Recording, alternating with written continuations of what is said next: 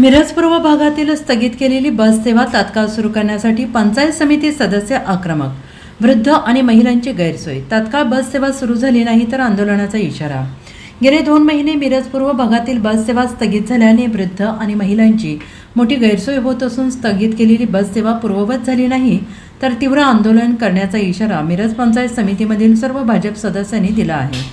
Bhose, Sony, मौजे, लिंगनूर, खटाव, शिंदेवाडी, जमगी यासह मिरज पूर्व भागातील मुक्कामी गाड्यांच्या फेऱ्या तात्पुरत्या स्वरूपात बंद करण्यात आलेल्या आहेत. सदर बस सेवा बंद झाल्याने विद्यार्थी, नोकरदार वर्ग, शेतकरी यांची गैरसोय होत असल्याने मिरज पंचायत समितीमधील भारतीय जनता पार्टी सदस्यांनी महाराष्ट्र राज्य परिवहन महामंडळाच्या आगारप्रमुखांना पत्रव्यवहार केला आहे. पण याबाबत अद्याप स्थगित केलेली बस सेवा सुरू झाली नसल्याने सदस्यांनी आता आंदोलनाचा पवित्रा घेतला आहे.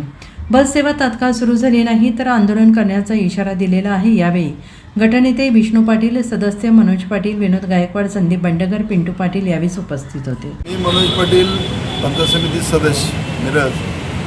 मी एसटी आगार प्रमुखांना विनंती करतो की येत्या 1-2 दिवसामध्ये त्यांनी मिरज पूर्व भागात, ग्रामीण भागात ज्या बसेस सोडतात ते रेग्युलर सोडाव्यात, शेड्यूलप्रमाणे सोडाव्यात.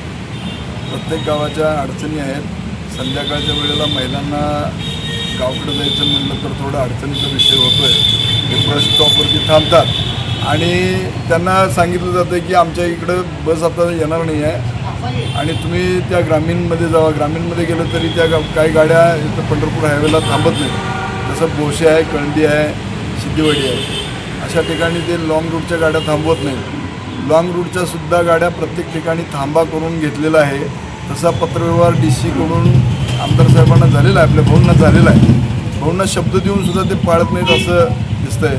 मी त्यांना विनंती करतो येत्या 2 दिवसात त्यांनी ते सगळे सुधारणा करून प्रत्येक गावाला सगळे बंद केलेले सगळे बसेस फेऱ्या त्यांनी पूर्ववत म्हणजे फेऱ्या सुरू कराव्यात. अन्यथा आम्हाला थोडंसं वेगळा विचार करावा लागेल. मी आणि त्यांना इशारा देतो. त्यांना असं वाटतं की त्याचं अर्निंग कमी होतं आहे.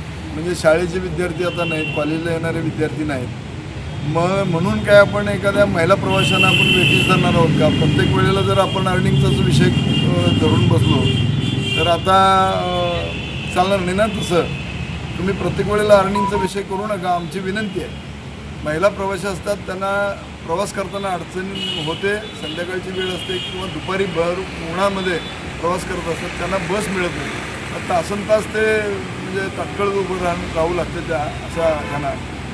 आणि आदल्यामधल्या गावाचे प्रवासी येतात पण त्यांना तिथं प्रत्यक्षात स्टँडवरती म्हणजे त्यांच्या स्टँडवरती लोक दिसत नाहीत म्हणून ते सोडत नाहीत. पण मध्ये बस भरतात, बऱ्यापैकी अर्निंग होते. पण त्या अर्निंगचं कारण आम्हाला देऊन म्हणजे टाळटाळ करत होते. 1 महिना 2 महिने झाला तर ते शेड्यूल त्यांचं पूर्ण बंद आहे. 2 महिने आता होत आले. Bureau report, SBN Marathi, Miraj.